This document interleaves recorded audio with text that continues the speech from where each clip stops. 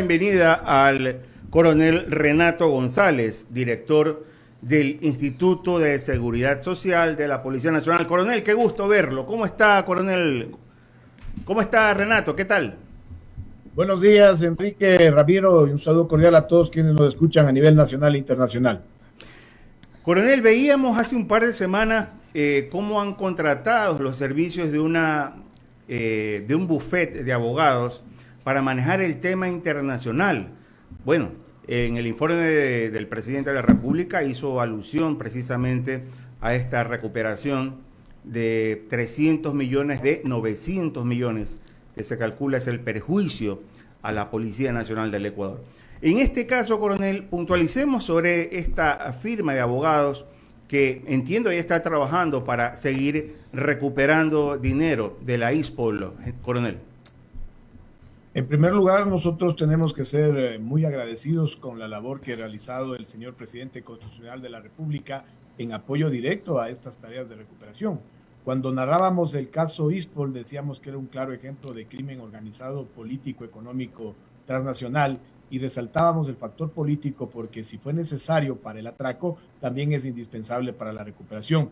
En ese sentido, en representación de la Seguridad Social Policial, yo tengo que darle un agradecimiento sincero, frontal y público al primer mandatario, porque sin ese auspicio, sin ese apoyo, sin ese asesoramiento, no hubiera sido posible la recuperación que efectivamente él la supo publicitar en el último informe a la Nación, y que para nosotros fue muy gratificante porque es un hito histórico nacional e internacional. Sin embargo, no nos dormimos en los laureles. Nosotros estamos muy convencidos de que hay que seguir recuperando. Hemos realizado recién la tercera parte de la misión. Hay que recuperar aproximadamente 600 millones de dólares y muchos de estos recursos están en el exterior.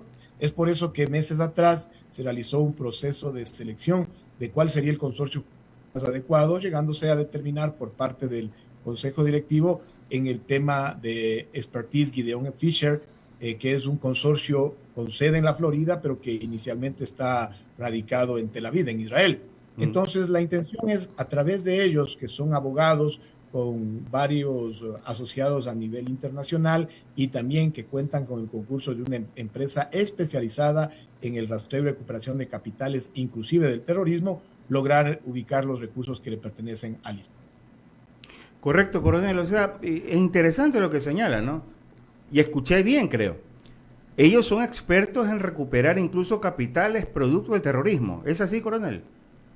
Así es, nosotros hemos buscado los que tengan la mejor experiencia, la mejor experticia, pero también que nos den certificados de calidad. Algunos de los integrantes de esta empresa de inteligencia financiera denominada Spartacus son ex Mossad. Ustedes saben el nivel que tiene esta señor, de inteligencia.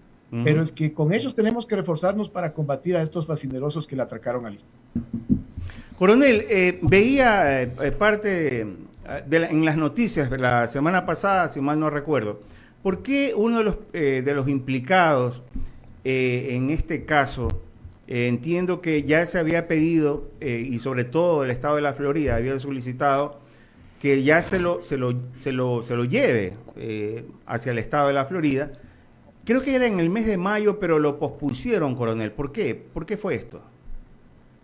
Hay casos nacionales y casos internacionales referentes a la investigación del ISPOL. En el caso de Estados Unidos, esta justicia ha sido mucho más ágil que la nuestra, hay que reconocerlo. Tienen ellos ya sentenciados a Luis Álvarez Villamar, que era el ex gerente de operaciones del Depósito Centralizado y Compensación de Valores de Cevale, y también era integrante de la Bolsa de Valores de Guayaquil, quien asumió haber recibido alrededor de 2.3 millones de dólares de sobornos de Jorge Cherres Miño.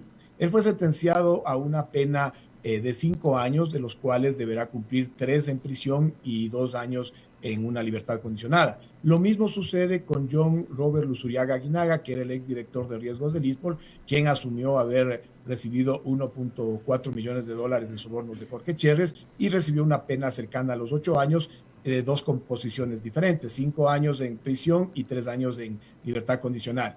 Pero además de eso, ya está declarado prófugo de la justicia norteamericana Jorge Cherres Miño, que recordemos está radicado en México.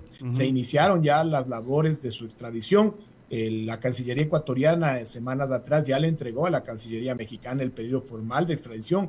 Este es un proceso que lleva aproximadamente 18 meses porque hay una serie de recursos jurídicos a los que puede recurrir en la justicia mexicana. Sin embargo, en lo particular y también en lo institucional, nosotros consideramos que es más oportuno que Cherres sea llevado a la justicia norteamericana, investigado, sentenciado, y luego de que cumpla una pena ya, nos lo manden al Ecuador. Porque lastimosamente, Enrique, si él viene al país, se aplicará esta serie de beneficios que tienen los procesados en nuestra jurisdicción y de entrada va a pedir un trato igualitario con los otros procesados que solo tienen presentación periódica y prohibición de salir del país. Es decir, lo veremos al señor Jorge Cherres Miño paseándose por playas, por Santa Elena, muy contento, muy feliz con los recursos del ISPOL, y eso es lo que no queremos. Coronel, continúa Ramiro Cepeda. Coronel, ¿cómo le va? Le saluda Ramiro Cepeda acá. Muy bien, Ramiro, un gusto saludarlo a los tiempos. Coronel, en aritmética pura, ¿cuánto es el perjuicio, cuánto se ha recuperado? El perjuicio inicialmente se calculó en un aproximado de 950 millones de dólares, pero ya lo se reclasificó, es decir, lo contable, que pasó de inversiones vencidas a cuentas por cobrar, son alrededor de 800 millones de dólares por disposición de la Superintendencia de Bancos en el mes de diciembre del 2020. De estos 800 millones se ha recuperado ya los 341 millones de dólares que informó el señor presidente de la República la semana anterior al país, que representan aproximadamente el 41% de lo atracado. Es una meta inicial muy beneficiosa para nuestros recursos, pero que no nos satisface, pese a que hemos roto el récord internacional de recuperación de capitales a la corrupción, que normalmente bordea entre el 10 al 15%. ¿Qué quiero decir? Que las cifras indicaban que en el mejor de los casos se podría recuperar unos 100, unos 120 millones de dólares. Sin embargo, hemos demostrado con el concurso de varias voluntades, como lo manifestamos en su momento el señor Procurador General del Estado, el doctor Íñigo Salvador, y quien lo sucedió en el cargo, el doctor Ayala, también con la participación decidida del la REA de Compañía de Valor Seguros, la REA, el ingeniero Marco López, en su momento el economista Guillermo Avellán, gerente del Banco Central, pero sobre todo con este concurso frontal del señor Guillermo Lazo Mendoza, que nos dio el cobijo político que se requería para esta gestión. Coronel, de esos 400 y pico de millones que aún faltan por recuperar, ¿cuántos están en el país y cuántos fuera? En el país quedan muy pocos recursos porque recordemos que la gran cantidad de estos valores los transfirieron al exterior y se daban una serie de supuestas inversiones, entre ellas la compra fingida, creemos nosotros, de bonos de deuda externa a nombre del ISS, porque hasta ahora no están bajo nuestro control, sino del señor Jorge Cherres Miño. Y también había otro tramo que es más o menos 216 millones de dólares en los bonos con pacto de recompra. Por eso es importante ya la jurisdicción internacional. Tenemos identificados valores, 125 millones de dólares están confiscados por las autoridades norteamericanas en el Safra Bank y de esos tenemos que ir a recuperarlos. También hay los 4.3 millones de dólares que los sentenciados y ya confesos Álvarez y Luzuriaga han admitido haber recibido de Jorge Cherres. Pero súmele 25 millones de dólares que en su momento tenía un agente financiero denominado la FICE Corporation y que cuando le consultaron al señor Cherres del origen de esos recursos, manifestó que le pertenecían al ISPOL, sin embargo, semanas después le entregaron a este mismo sujeto. Eso hay que ir a plantearle una demanda en el sur de la Florida a la FICE Corporation y que nos restituya esos valores más una indemnización. El Citibank Nueva York también ha aceptado que tiene 21 millones de dólares unilateralmente retenidos desde octubre del 2020 y que pertenecen a esta mal llamada Operación SWAT. Entonces, si usted suma todo eso, y es una cifra cercana a los 175 millones de dólares, que es un valor inicial. De ahí ya viene esta parte de la inteligencia financiera que tienen que realizar los israelíes para determinar en qué cuentas de Euroclear el señor Cherres tiene bonos o cualquier otro activo que puede estar en el exterior. Pueden haber bienes, inclusive tenemos información en la Florida. Hay otras jurisdicciones como Panamá, como Islas Caimán, como Guatemala, como Suiza, que somos muy optimistas de encontrar recursos del ISPOL. ¿Qué es lo que hay en el país? En el país todavía permanecen aquellas empresas que se aprovecharon del ISPOL, sobre todo en el tramo denominado fideicomisos, algunas que pertenecen a este grupo Ortega y que en su momento recibían recursos del ISPOL, le entregaban la cesión de derechos fiduciarios, pero sin garantías. Entonces, esta serie de tramos nosotros los vamos a hacer efectivos sobre todo con la capacidad coactiva, es muy difícil recuperar estos recursos porque ya están distraídos a nombres de terceros, pero sin embargo realizaremos todos los esfuerzos necesarios para ubicarlos y recuperarlos. Pero definirlos, a mí sí me gustaría que me defina quiénes son, dónde están, aunque no los recupere, para que el país tenga claro quiénes fueron parte de este entramado delincuencial que ha perjudicado a la ISPOL. Sí es bueno identificarlo, aunque no lo recupere. Claro, le doy el tramo más fuerte, es casi 25 millones de dólares que se le debe al ISPOL por parte de las empresas Ecuagran, Delcor y Fertisolubles. Estas pertenecían a la familia de Gad Iván Goldstein, quien se juntó con Enrique Weisson, con Enrique Huerta, y que tenían toda esta serie de empresas vinculadas que fingían inversiones. En este caso de Ecuagran, ahí estamos nosotros en una controversia con Banco del Austro, porque hay una serie de inconsistencias en un fideicomiso que inicialmente era de garantía y que luego lo transformaron en un fideicomiso de administración, perjudicando al resto de acreedores. ¿A qué me refiero? Que existen alrededor de 60 acreedores y el ISPOL a la cabeza con 25 millones de dólares. Luego sigue Banco del Austro con 15 millones de dólares, Luzar con 10 millones de dólares, el Fondo de Cesantía del Magisterio, el propio BIES, la Corporación Financiera Nacional, el Seguro de Cesantía de la Policía Nacional. Mire que casi todos esos son instituciones públicas, pero que lastimosamente por esta jugada que hizo el Banco del Austro, pasó a tener una prioridad con una hipoteca abierta que nosotros en los próximos días ya plantearemos la nulidad de esa escritura, porque fue suscrita, y esto tendría que darnos explicación la notaria, fue suscrita 3 días después de que el señor Goldstein ya abandonó el país, o sea, una especie de el don de la ubicuidad, ¿no? Eso es bárbaro, eso es atentar a la fe pública, es un delito, y eso no lo vamos a permitir, que con estas jugarretas se le afecte al patrimonio del ISPOL. ¿Cuál es la particularidad del puerto de Ecuagran? Es el único puerto privado que tiene silos y que por lo tanto le da una ventaja estratégica. Entonces, lo importante sería ahí llegar a un acuerdo entre todos los acreedores, recapitalizar a este puerto que vuelva a funcionar inclusive en procura de los derechos de sus trabajadores y que de ese trabajo se establezcan planes de largo plazo donde podamos recuperar los recursos, todos los acreedores, inclusive el propio Banco del Austro. Coronel, ya hemos identificado empresas y dinero, ahora identifiquemos actores políticos que intervinieron porque esta trama era imposible de realizarse sin actores políticos. ¿Los tienen identificados y qué acciones se han seguido en contra de quienes permitieron que esta suerte de contubernio de empresas del sector público puedan ser parte de esta asociación ilícita que perjudicó al final de cuentas al ISPOL? Yo le agradezco su pregunta, Enrique, porque me permite ser muy puntual y muy directo. Y lo voy a informar de una manera didáctica. Mire, en el caso ISPOL, si una autoridad, una sola, o un funcionario al interior del ISPOL, uno solo, hubiera tenido la ética, hubiera tenido la moral, la deontología de evitar el atraco del ISPOL, no se daba. ¿Por qué?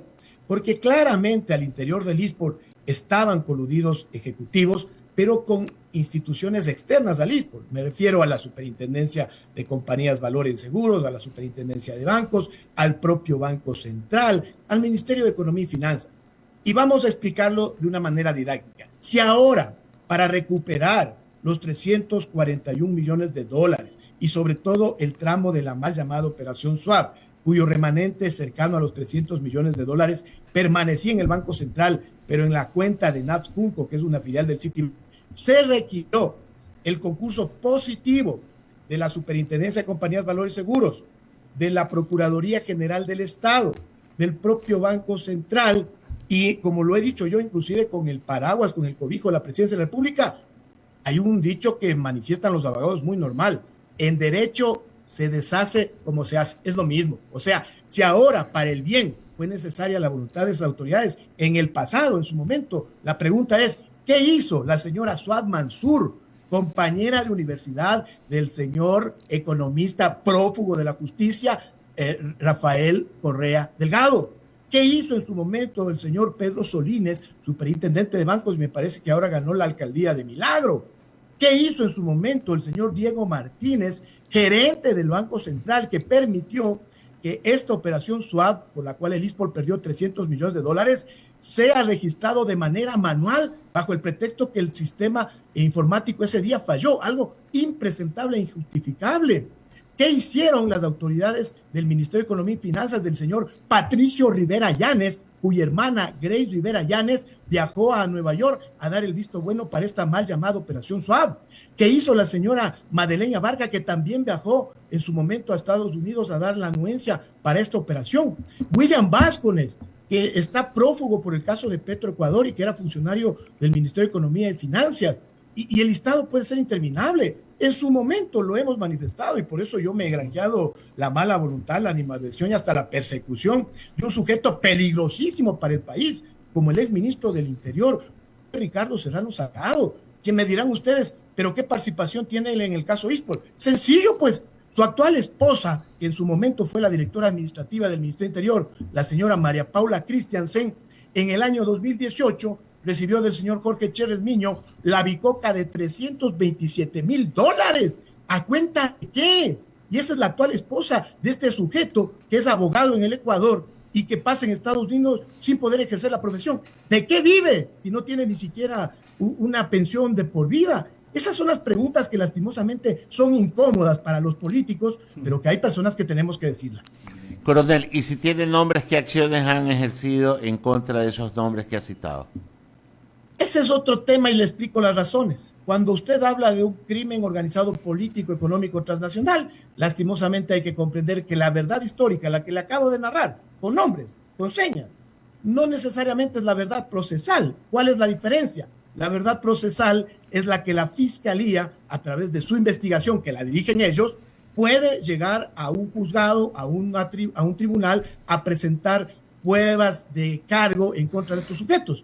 La pregunta ya no me la hagan a mí, la pregunta le cabe a la Fiscalía. ¿Qué se ha hecho en la Fiscalía para determinar estas responsabilidades? Nosotros, por nuestra parte, hemos presentado las denuncias, hemos rendido las versiones, hemos presentado 5 acusaciones particulares y hemos contribuido absolutamente con toda la información que se nos ha pedido. Pero tenemos un tope. No somos Superman. No podemos nosotros responsabilizarnos por las deficiencias que tiene el sistema de justicia, que además, dicho sea de paso, a partir del COIF en el 2014 fue montado de tal forma que la investigación de los delitos y sobre todo contra la administración pública sea lenta, sea fofa, se prolonga, hay una serie de recursos a los que pueden acceder los procesados y las víctimas nos quedamos únicamente viéndonos la cara, cómo se suspenden acciones, se suspenden diligencias y hasta el momento en el país no hay un solo sentenciado, ni siquiera de estos niveles operativos, no se diga de los aspectos políticos. Usted ha citado a la empresa israelí que le está asesorando y muy bien por el ISPOL. ¿Quiénes son sus abogados en el Ecuador? En el Ecuador nosotros tuvimos la ventaja de juntarnos con un consorcio muy serio, Gonzalo Córdoba y Asociados, quienes hace 2 años nos han defendido. Ellos han sido parte activa en esta recuperación de recursos, fundamentalmente en la mal llamada Operación SWAP, también en recursos que la Universidad Técnica Equinoccial nos canceló ya en su totalidad por $8.5 millones, que el propio Decevale nos devolvió 4.7 millones. Estamos muy satisfechos por el desempeño de ellos. Hemos cancelado los valores que por contrato correspondían. Esto era $900,000 por 2 años de patrocinio que concluyen en el mes de octubre y el 3% de un honorario variable de lo que han recuperado. Y son valores que nosotros inclusive los tenemos en cuentas por cobrar para todos estos que nos afectaron y en su momento realizaremos las solicitudes de indemnización correspondiente. Coronel, ¿usted teme por su vida o ha recibido amenazas en ese sentido? Yo le temo solo a Dios. Mire, tengo la ventaja de dormir tranquilo, me dan las medidas de seguridad que corresponden al riesgo del cargo sobre todo, pero si usted me pregunta de corazón, yo no he recibido una amenaza seria, porque además esos canallas, que yo sí los puedo señalar con nombre y apellido, apuntándoles con el dedo como se merecen, estos sinvergüenzas son cobardes, son valientes cuando están en manada, cuando están en el poder, cuando pueden incluso montar casos y falsos positivos, como lo hicieron en su momento a Diego Vallejo. Ahí son valientes. Cuando estamos así en el vis a vis, cuando ya no están con poder, se orinan, la verdad. Coronel, agradecerle por habernos atendido y ser muy claro y frontal en las preguntas que le hago y en sus respuestas. Que tenga un buen día. Un saludo cordial a Enrique Ramiro y a todo el pueblo ecuatoriano. Gracias, coronel. Gracias. Ha sido el coronel Renato González del